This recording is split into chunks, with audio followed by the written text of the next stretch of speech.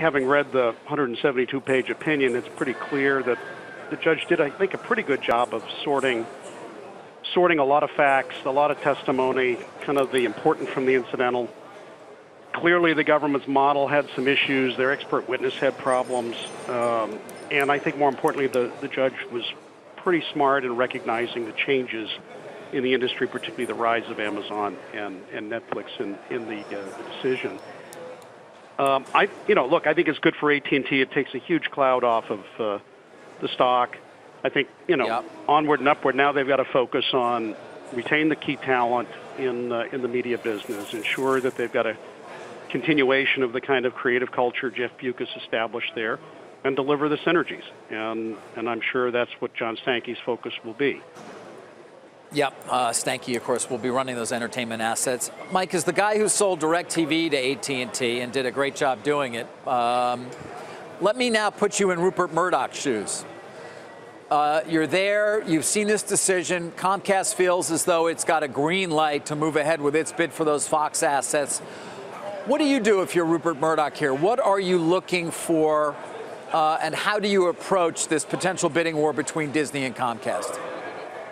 Well, look, I think probably the biggest winner out of yesterday in some ways was Rupert, even though the judge was pretty clear that don't try and generalize from this decision. In fact, if you read it, it's very case-specific in terms of all of the logic. And the presumptions are quite different in horizontal deals than they are in vertical deals where the burden of proof lies.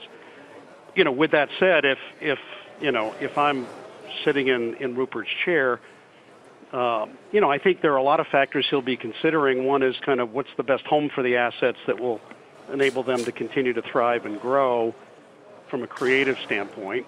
I think the other one will be the clarity of what is it that they enable the combination to do in competing with the Netflixes and Amazons and the other digital competitors of the world going forward.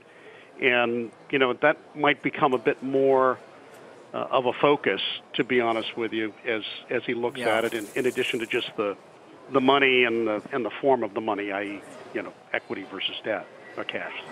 Right. Well, if he takes cash, he frankly doesn't really care what the combined company looks like, I would guess. That's right. Obviously, the Disney deal right now is all stock, but as I've reported, if Disney does choose to meet Comcast at a higher price, there is a likelihood that it would include some cash as well. Who do you think would be would deliver more value to their shareholders as a result of a Fox deal, Mike, Disney or Comcast? Well, look, they're both terrific companies. They're probably the two premier companies in the industry with two terrific CEOs. So I wouldn't kind of say one versus the other. I would say the challenge for me would be the two tests, which is the creative support to grow the business. And both of them, by the way, have done well with their media content over the last several years. And second would be the digital agenda and the vision that they have on that front. And, I think Rupert will undoubtedly sort that out as things evolve. I do think you'll see much more, I would guess, of the companies being a little more forthcoming with justice early on in talking about perhaps baseball-style arbitration and not doing blackouts, because there still are issues, particularly with the regional sports networks, that I think will get some scrutiny by the government before those deals are done. Hey there, thanks for checking out CNBC on YouTube. Be sure to subscribe to stay up to date on all of the day's biggest stories. You can also click on any of the videos around me to watch the latest from CNBC. Thanks for watching.